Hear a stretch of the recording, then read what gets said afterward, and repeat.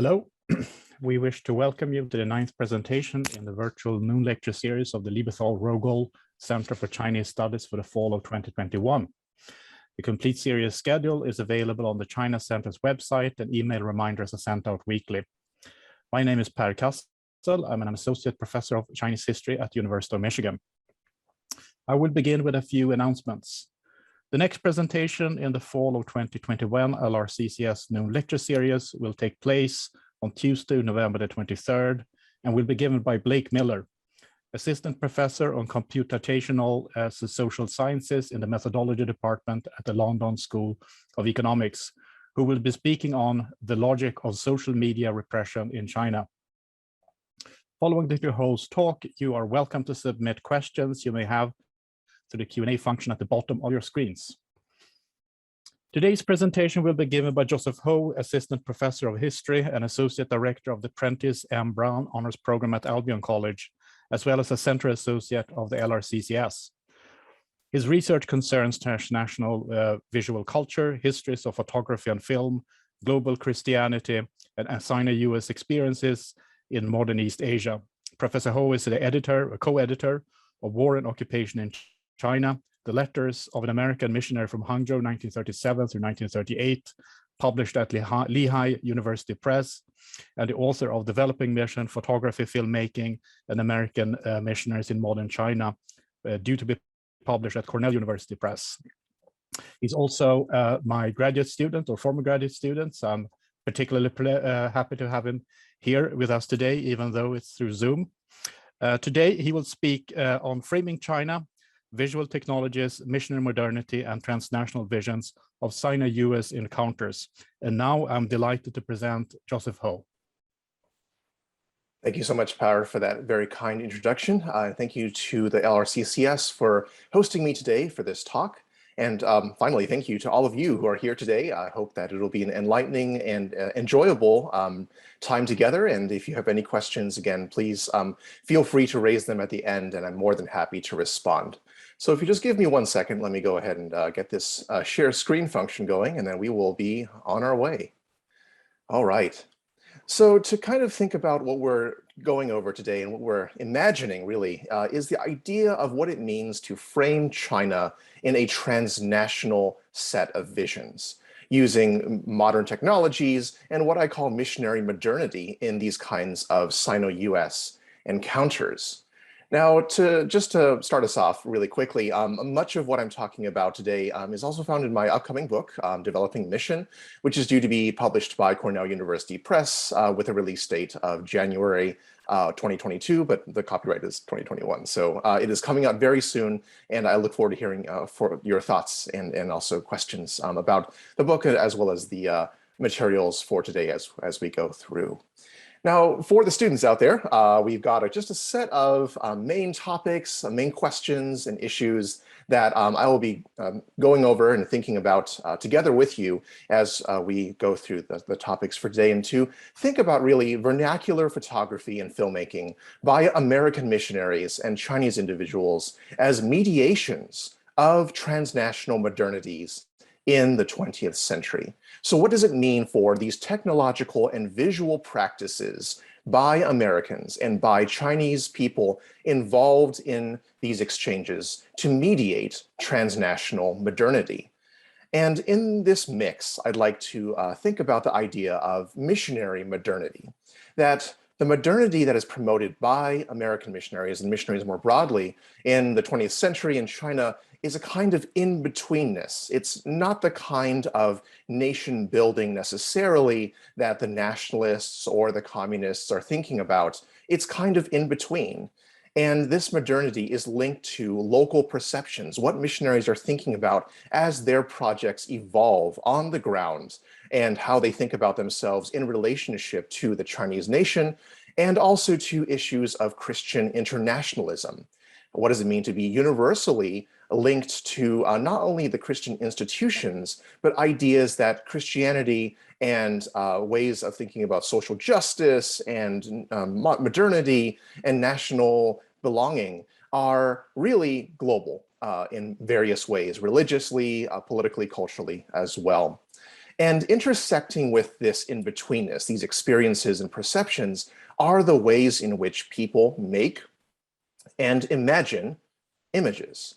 That visual technologies and materials embody these evolving historical meanings. They move through space and time. And after the time period in which they appear, what kinds of afterlives do they have? What kinds of meanings carry over or change after these images no longer have a direct historical connection to their makers, their subjects, and their audiences of the time periods in which they were made? And finally, the last level here that we're kind of mapping onto these sets of ideas is that private images, in this case, images made by family members, by individual missionaries, represent ground level experiences of American and Chinese communities during these major changes in Sino-US encounters that are simultaneously national, global, and implicated with religious, political, and cross-cultural meaning. Now, with these sets of topics in mind, we have a set of characters, a cast of characters that I will be mentioning during the talk today, and essentially a set of case studies, if you will, to consider the ways in which these ideas are translated into material and experiences on the ground. I'll just put these up here just to give a sense of the range and the kinds of people that we will be exploring today.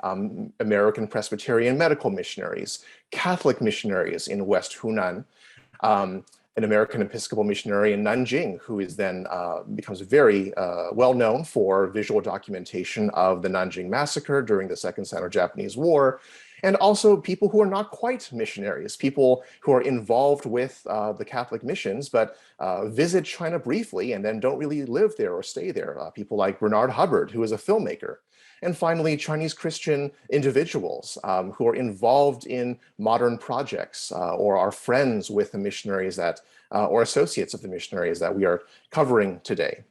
Now, having said the topics and the people that are involved in this story, let's jump into how the story begins. Now, we have to consider that visual technologies and the evolution of visual technology is at the heart of this narrative. How do people make images, and how do image making practices evolve over time? Now, if you were a missionary or a Chinese urban elite individual perusing magazines on a city street sometime in 1929 in Shanghai, you might have seen movie magazines with people carrying small cameras. If you were a missionary, you might have opened the pages of the Chinese Recorder, an ecumenical or Protestant-driven, but ecumenical magazine, to see advertisements for small cameras. And you would have probably gazed upon these pages and thought about your belonging in this modern world based on the kinds of imaginations you would have about the technology you were encountering, whether as cameras as luxury items or cameras as the forefront of new ways of seeing. And to give a sense of the importance of this evolution in visual technology, I've brought some artifacts for us to kind of consider today. This is the green screen's destroying it now. This is the size of a film sheet holder that would have been common in the 1880s through the early 1900s. Now, if you consider how big this piece of film is and the kind of camera that was necessary to make pictures using this size of film, and then compare it to this size of film, much smaller. It's roll film, which means, of course, that it is allows for more than one shot per roll. It's a small technology, and the cameras themselves evolved from these large studio cameras common in the mid to late 19th century to these much smaller cameras that you're seeing on the pages of these movie magazines and also here today. These smaller cameras that are more mobile are loaded with faster, more light-sensitive film, and then allow missionaries and Chinese elites alike to make images faster, in higher quantities, and in more mobile manners than possibly thought of before. Now, to give a sense of how the speed and the mobility involved in making these images, I'd like us to kind of participate in a quick physical exercise for all of you who are listening out there. So if I'm going to count down from 3 to 1, and I'll say tap at the very end. And usually I have my students clap, but you guys too, you can probably tap your finger or do some other kind of physical reaction. So I'll count down 3, 2, 1, tap. Let's try that again. 3, 2, 1, tap. All right. The time it took for your brain to register my saying the word tap and your finger actually tapping was about 0.17 seconds. By the time that these cameras are hitting the pages of these advertisements in Shanghai and across China and across the world, the shutters on these cameras would have been firing for about 10 to 80 times faster than the neural reaction that you just had to the word tap. So the speed involved with these camera shutters, as well as the higher film sensitivity and better lenses and smaller camera bodies, allows missionaries to produce images like this. This is the first photograph made by the first set of people I mentioned in the earlier slide, Harold Henke and Jessie May Henke, the first photograph they made on approaching China. And you can imagine that they pulled out a folding camera, much like this one, from one of their pockets, unfolded it, set the shutter speed, and took this instantaneous photo of the landing of their ship at this dock in Tianjin in October of 1927. Now, the kinds of technology involved, of course, are allow for this mobility and speed, but these are also missionaries who are thinking about a new kind of modern belonging, a new kind of Christian internationalism in their relation to China. They eventually call China the land of our adoption. And there's something interesting in the imagination that the Henkes and other Catholic and Protestant missionaries are bringing to China in the interwar years and also the post-war years. And that is a sense that the mission has evolved. It is no longer a sense of bringing light to a heathen land or improving the lives of backward people. It's a sense of collaboration. And it's a sense that Chinese Christian individuals will be collaborating with missionaries in a kind of universal project.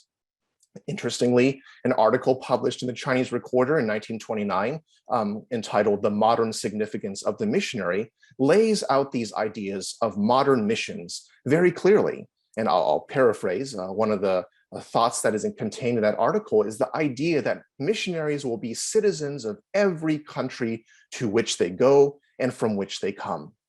And this idea that missionaries are not just being sent from one country to enlighten another, but they are a kind of global citizen, a kind of global traveler or participant that is regionally and locally embedded, but also connected to a universal spirituality and institution that knows no national boundaries.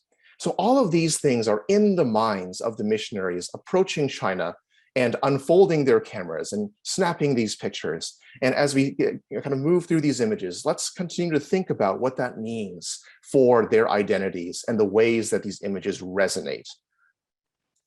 The mobile and small cameras accompany the Henkes as they undertake their early experiences in China. The Henkes themselves undertake about 1.5 years of intensive language training at the College for Chinese Studies in Beijing.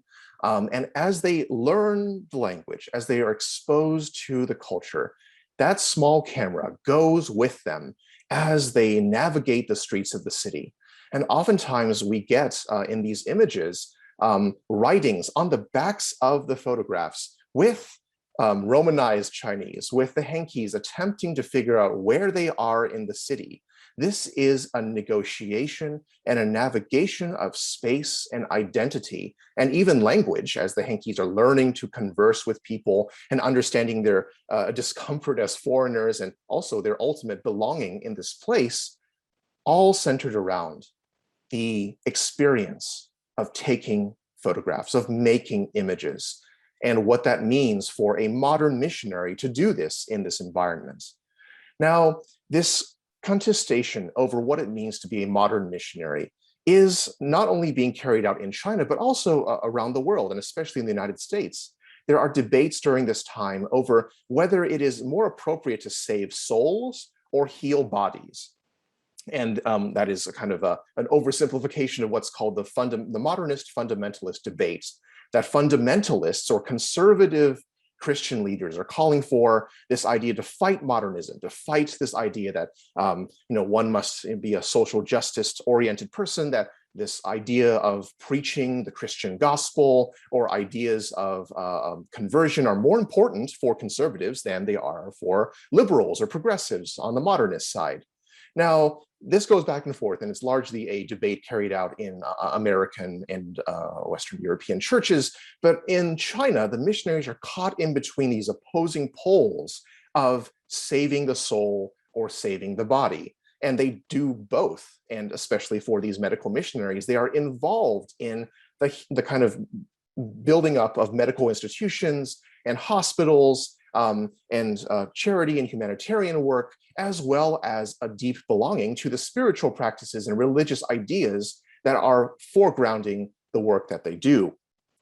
This again comes across in the images, and we have the hankies producing photographs of religious evangelism alongside photographs of medical activity and humanitarian work. And this is all wrapped up again with the technology. For a lot of these images you're seeing here, they're hand colorized. The hankies are producing these images not only for themselves, but also, of course, to send back to US churches. And there is a sense, of course, that these images are being used for documentation, they're being used for fundraising, to raise awareness of what's going on. But the limitations of the technology mean that these images are, of course, in black and white, because color visual technology hasn't quite appeared on the scene yet in China. So the hankies eventually have these photoshops in Beijing colorized some of these medical photographs and evangelistic photographs, and these are preserved in the archive that they eventually create. And this is a sense of trying to get around the limitations of perception, trying to, of course, promote this dual identity of a religious and a modern project, but doing so in visual terms. Now, the hankies and American Presbyterians are not the only missionaries involved in this kind of project. The other case study of the group that I'll be mentioning today are the American Passionists. They are a smaller Catholic religious order originally based in New Jersey that start their first missions around the same time in the 1920s as the hankies I've mentioned before. Now, the Passionists are a small order. They come to China in 1920, 1921, and they too are invested in what they would consider modern missions. And you can see that in the elements of the apparatuses or the items that are showing up in on this desk of this modern missionary, which include a typewriter, an alarm clock, and film spools, which I will now enlarge for you. If you flip it upside down, that's a Kodak film box. It's actually the same box that I just held up earlier. This roll film that is being used to document, in this case, Catholic missionary work by American Passionists in China. And these are the tools or the elements of a modern missionary person, that you have your timekeeping device, you have your transmission of letters by typewriter device, and you have your visual device, this roll film or that folding camera. And this is a transnational project also. It involves negotiation. It involves debate over what happens to these images after they're produced in China and then sent back or sent to the United States. And what's great about this particular archive, the Passionist China collection, is that you have these images that are original photographs, but then have been painted over or cropped by editors in New Jersey. Because these are images that are designated or meant for a Catholic congregational magazine that is, of course, again, documenting the activity, promoting, raising funds.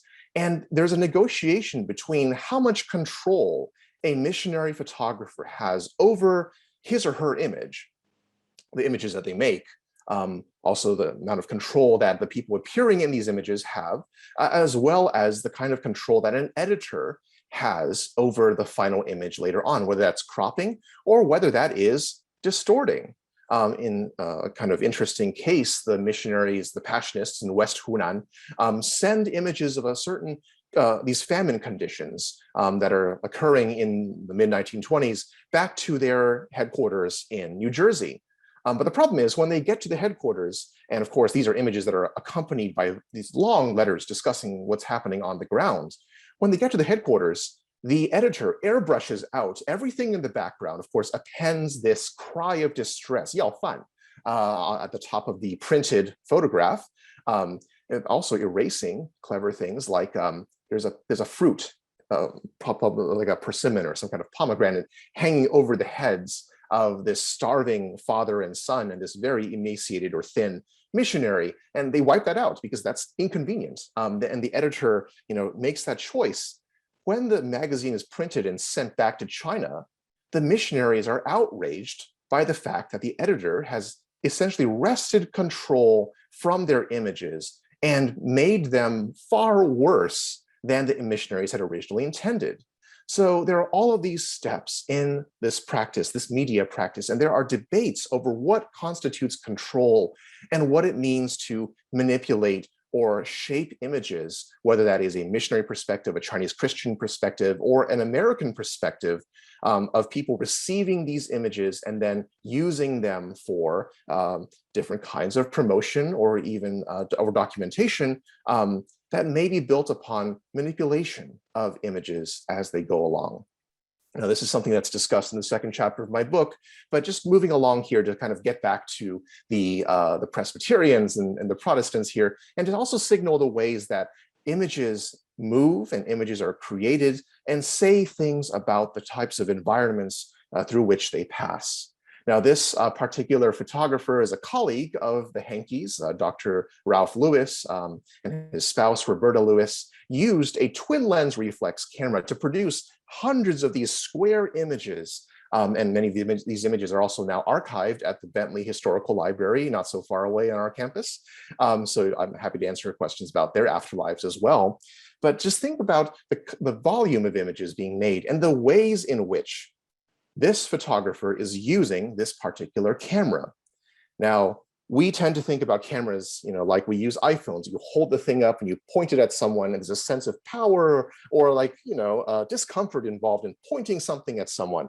Now, what would it mean if the camera involved were something like this?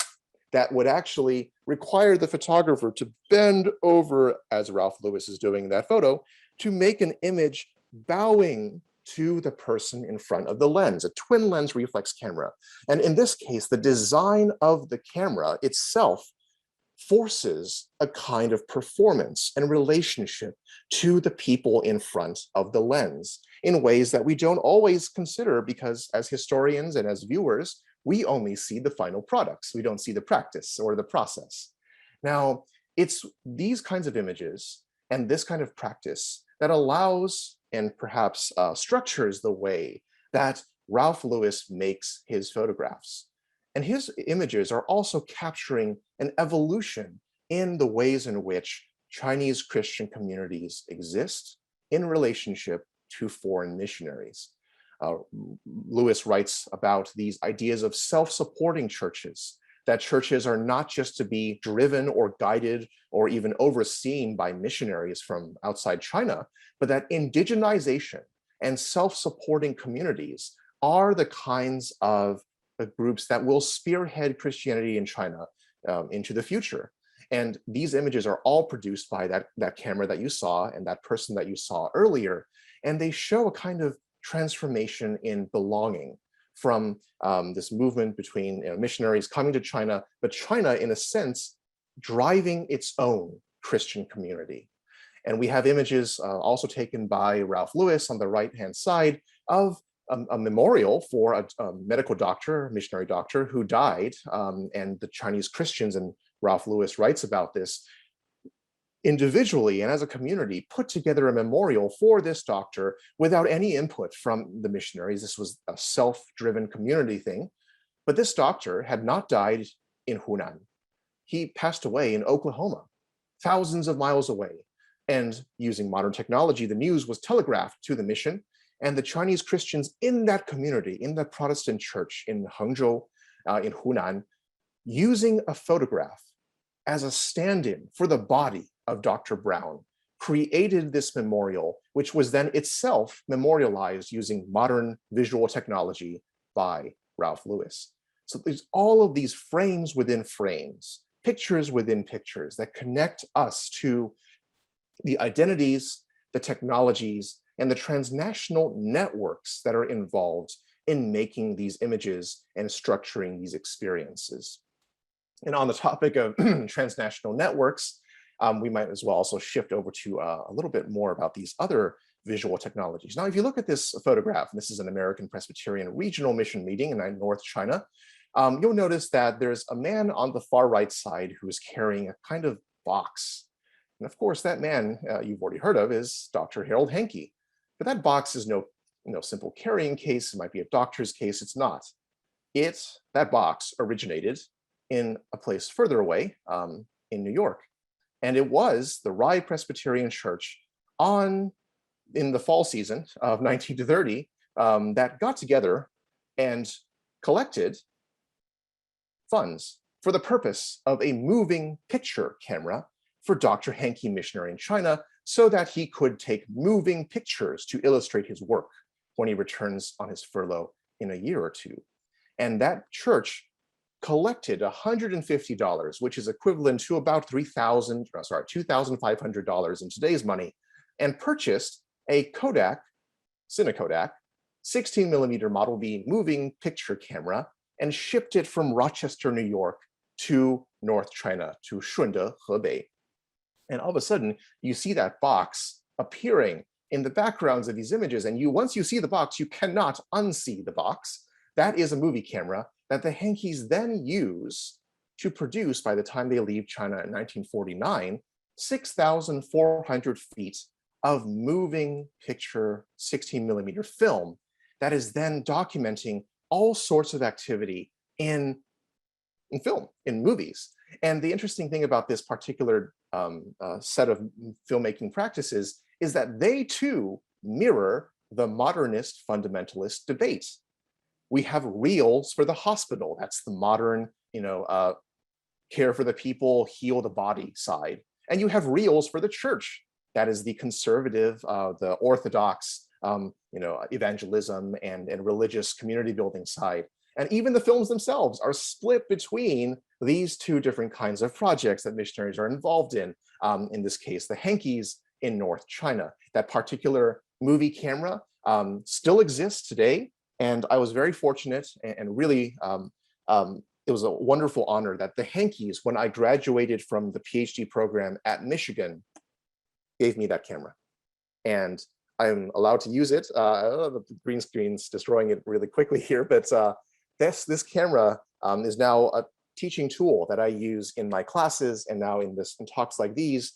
And just imagine where this device has gone and the odyssey of this device, which I also track in my book from the moment that prayer meeting happens to the last days of this camera in a family collection in California.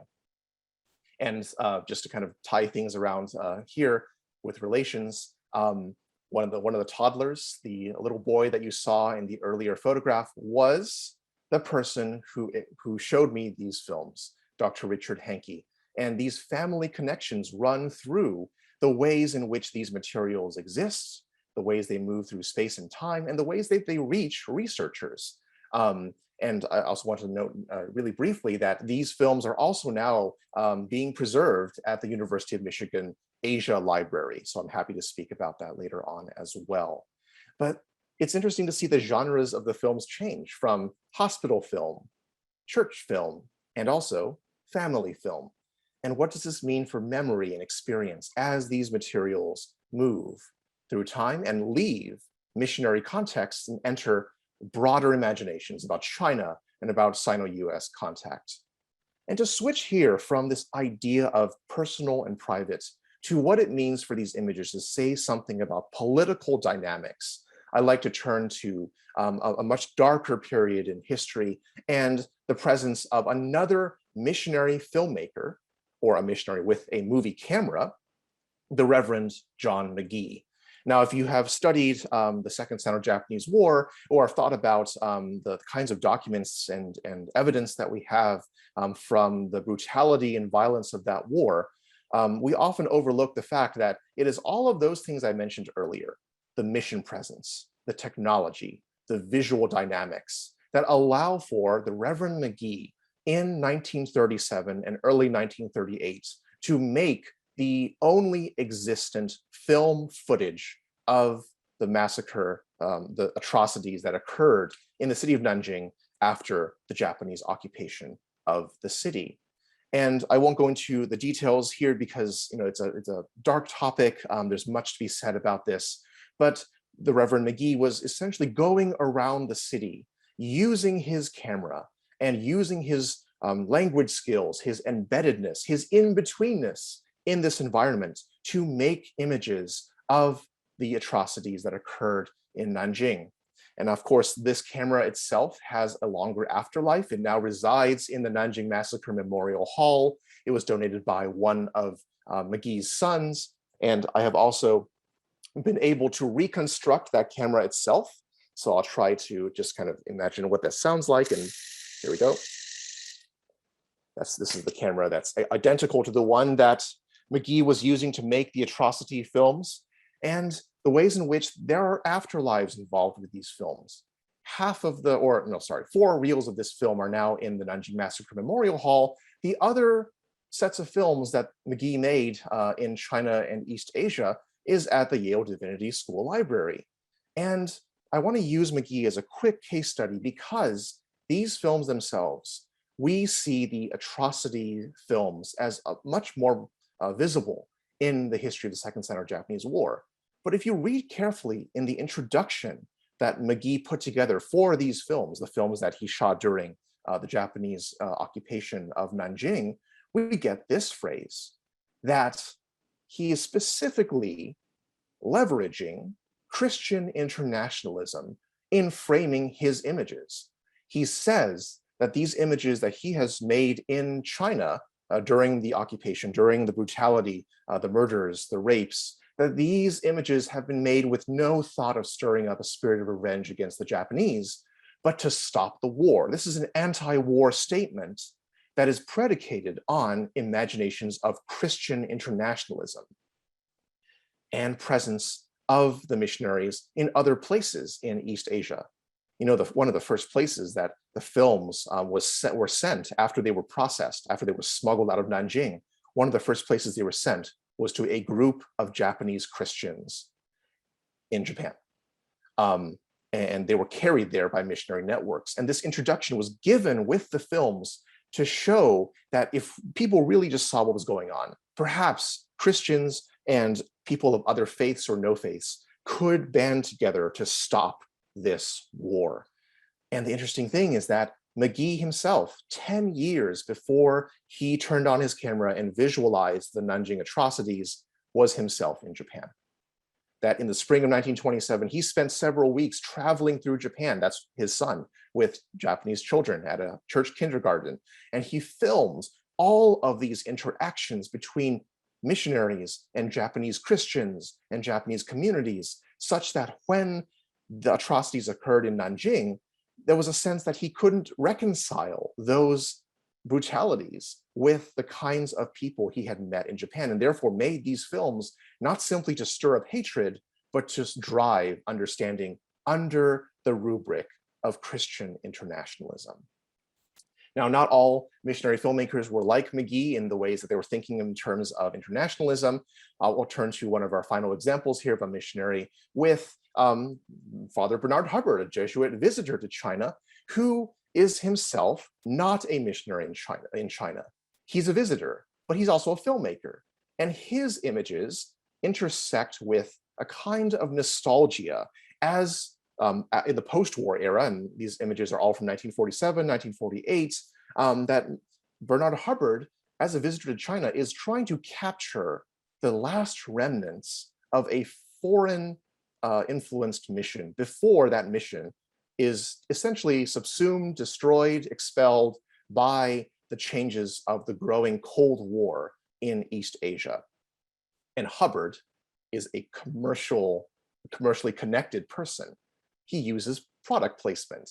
He is often photographed showing off his camera to children, whether in his visit to Japan or to China.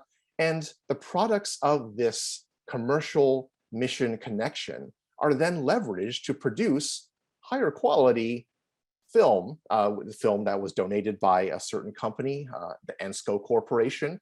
And this commercial missionary connection shows up in these other films that Hubbard produces in post-war China, whether in product placement or in the presence of color, and this other kind of transnational connection.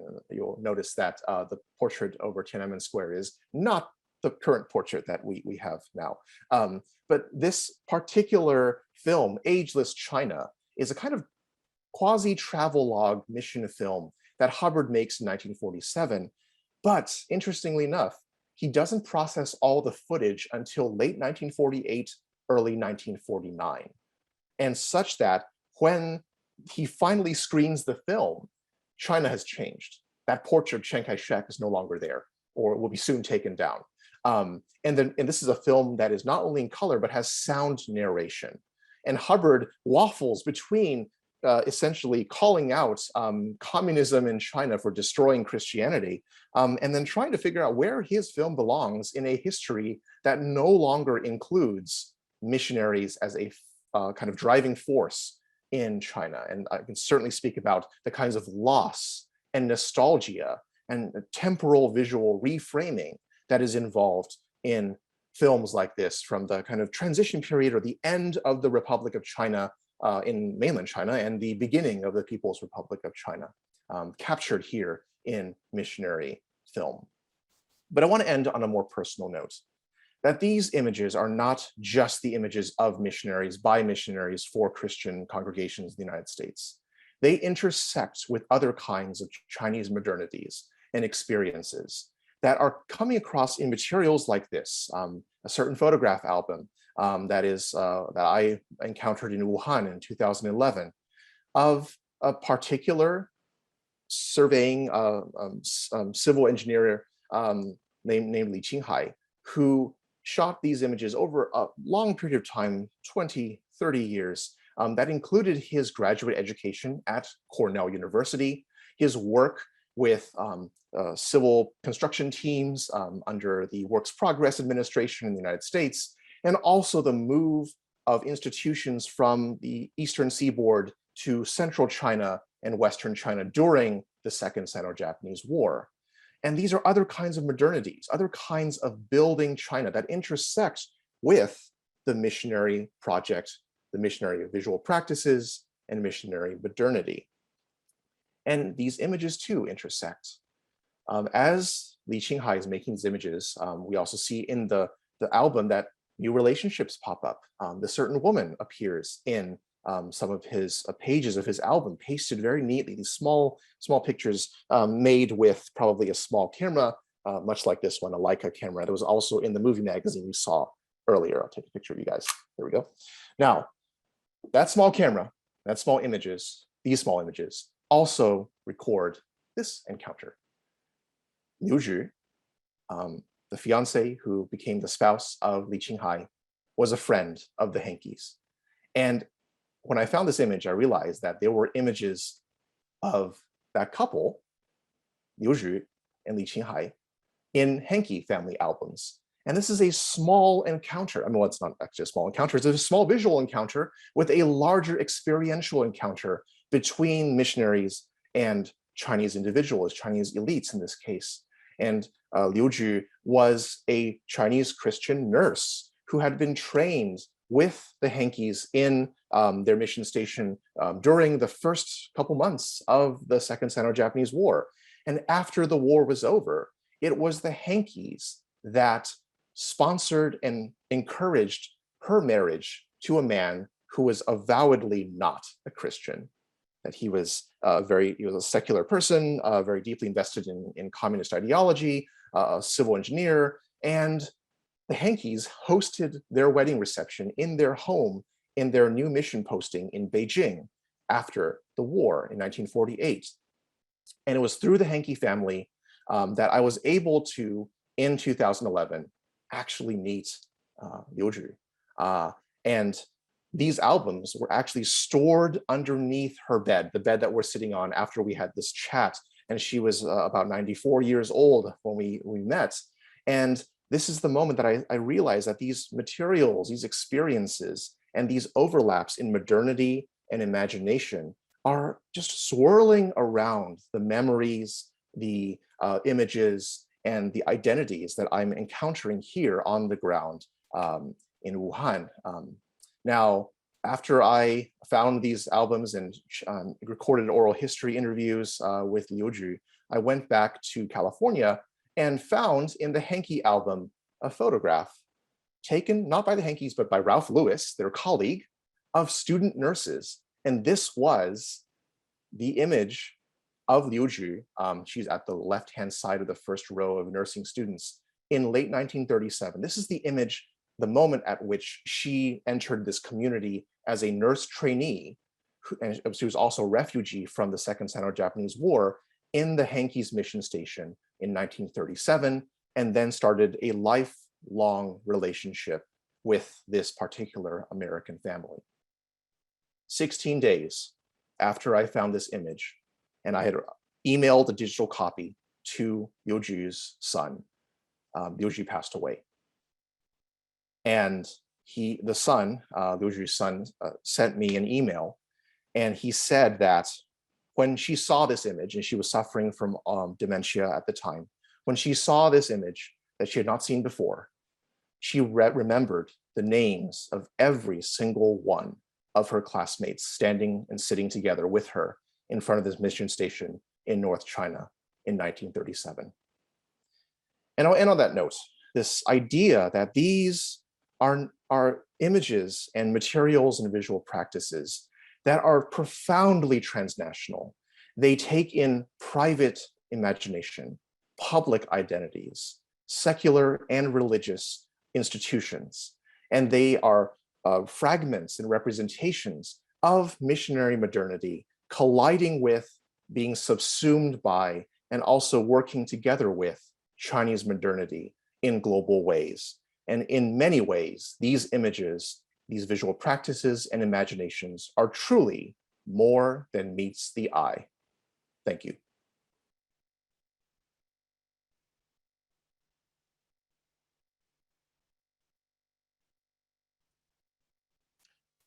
Thank you so much, Joe, for a very touching and profound talk.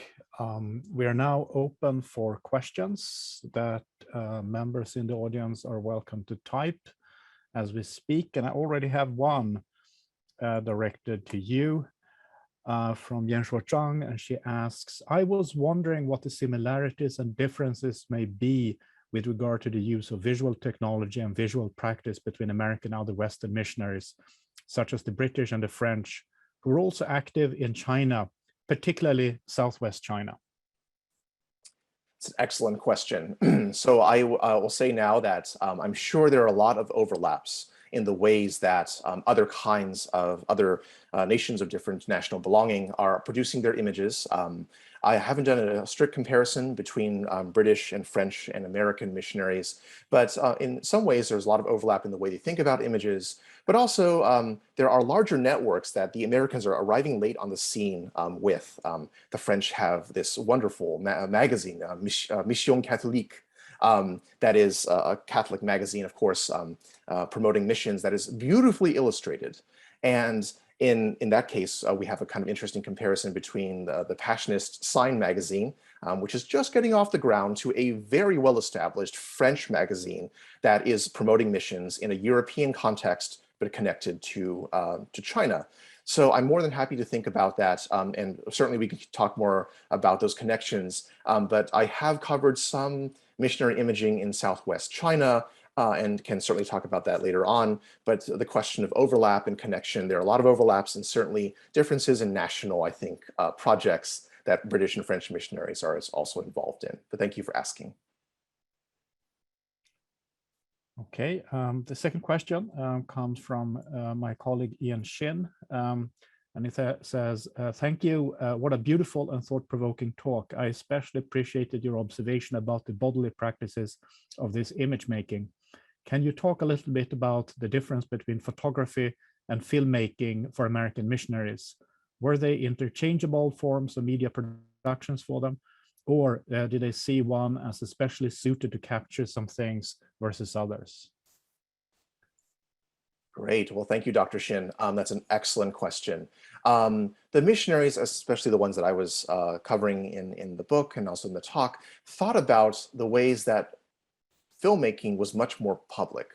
It was much more of a mass media.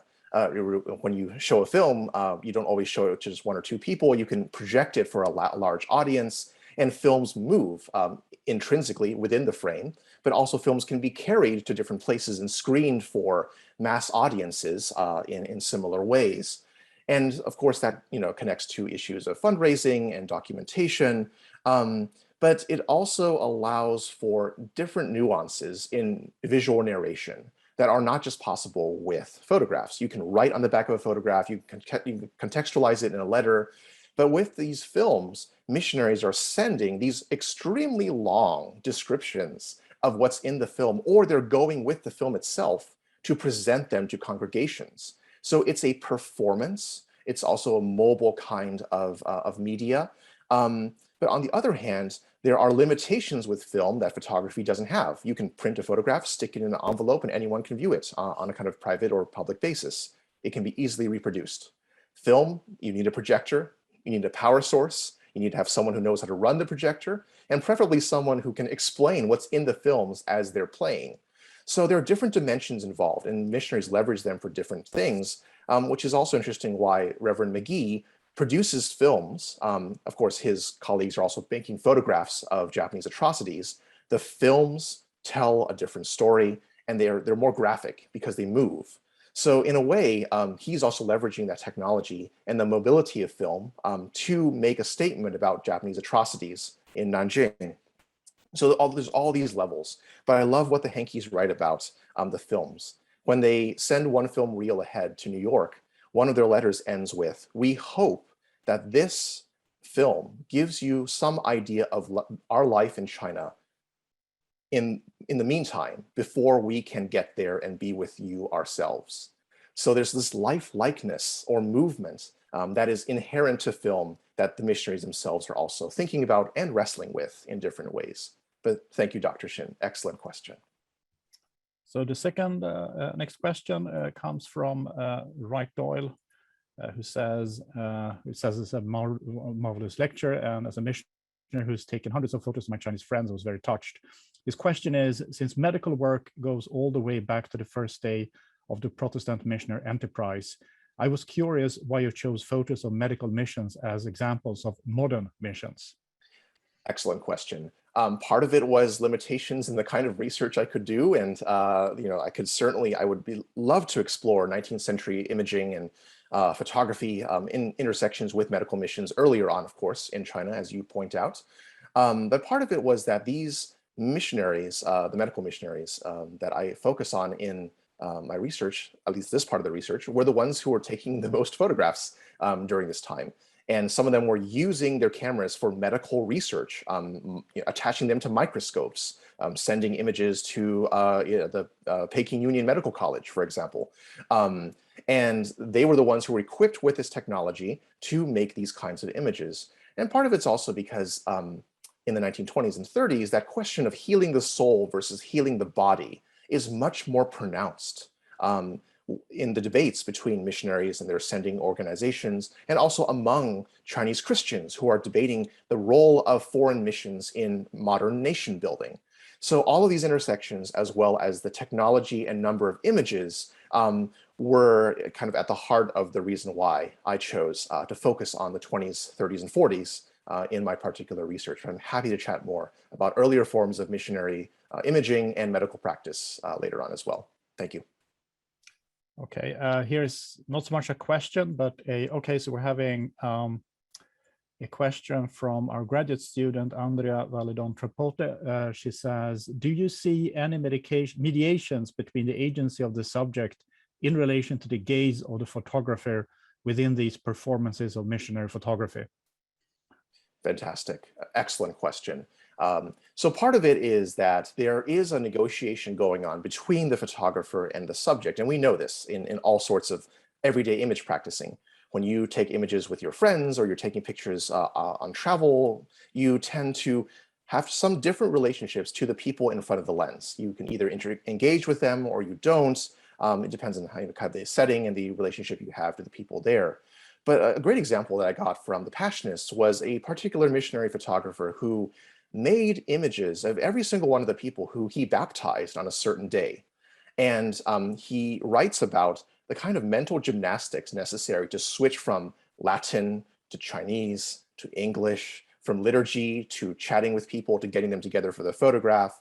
And then he specifically goes ahead and prints out one image per person and gives it to them as a kind of relational artifact. And of course, there's the missionary gaze involved, but there's an exchange also involved with missionaries giving images to people as a kind of certificate or material emblem of a new belonging in this religious community. And also, I mean, there's all sorts of gazes that you see with people who are reacting, uncomfortably to cameras, to others who are smiling, who are kind of thinking about like this is a strange experience, or I love this experience. There's a whole gamut of expressions that you could read with these gazes, both from the subject as well as the missionary photographer. And some of these have community issues and some of these have personal imaginations involved, but certainly it's a complicated and yet fascinating type of thing to consider, that we're not just looking at the products, but we're looking at the processes involved in making these images. So thank you for asking. Okay, we still have some space for questions. I will wrap this up around 1. I have a question in front of me from Late One, who actually used to be a LRCCS postdoc here and now is teaching elsewhere. And he asks, I wonder if you have any sources about their connections, meaning the connections. Okay, I have to read this from the beginning. I have a quick question about missionary photographers in the communist region. I wonder if you have sources about their connections with the communists in wartime China. Did they have any connections with Chinese war photographers? Excellent, and thank you for this question. I do have references. They didn't appear in the book, sadly, but I've found materials related to missionaries who were embedded in Northeast and Northwest China, who were in direct contact with the Balujun, who wrote letters between the communist representatives and their own mission stations, and also took photographs of their environments. It's a fascinating other angle to see what happens when we have missionaries essentially in very close contact with Yan'an and other communist driven centers in North China. And one of these particular missionary photographers is producing images at this very moment that the Japanese invade China, and we have a sense that they are communicating closely with elements of what we would consider the security forces in their region, and that would be the Balujun. So I'm happy to speak about those individually with you later and provide some sources, but it's interesting to see that the missionaries in West China, in Chengdu and Sichuan, Yunnan, are communicating with their counterparts in Northwest China, and often thinking about how different kinds of political ideology appear in images that they share. I have found pictures from Yan'an in the collection of a missionary who was based in Chengdu, and he was clearly writing to people who were in the north and closer to the communist strongholds, and thinking about, well, I have pictures of mass activities with nationalists and Chiang Kai-shek, and you have pictures with Mao and his people. So there's a cross conversation going on between missionaries, but also with missionaries and Chinese political groups as well. Thank you for asking. Okay, I have a final question from Ernie King. He says, how much of this film photo material was lost during the war and then during the Cultural Revolution? Great question. So it's very difficult to say how much is lost because some of it we just do not know. We know that the Chinese Recorder, the office that, the publication that I talked about earlier in 1941, when the Japanese were occupying different parts of Shanghai, the editorial staff torched the files of the Chinese recorder, which I believe included all their image files. So we don't have a lot of those. I've also heard anecdotal stories from Chinese Christians and other communities that said that, during the Wenge, 全都被烧掉了. We burnt all of our images, we buried them, we destroyed them, because we didn't want these images to pose a risk for us when the Red Guards were involved. So in large parts, the materials that I've looked at are residing in fragments, whether fragments in families in China, in Taiwan, or other parts of East Asia, or in American institutions that have preserved them when the missionaries were expelled from China.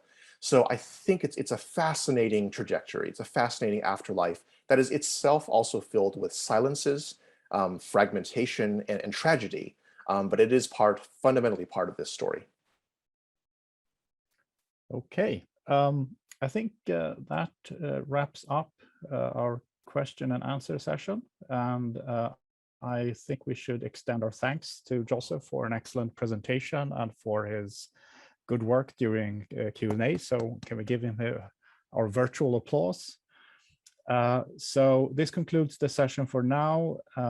Those of you who have volunteered to meet up with the author afterwards, we're gonna log out now from this session and then log in to the author session afterwards. Thank you. Thank you so much.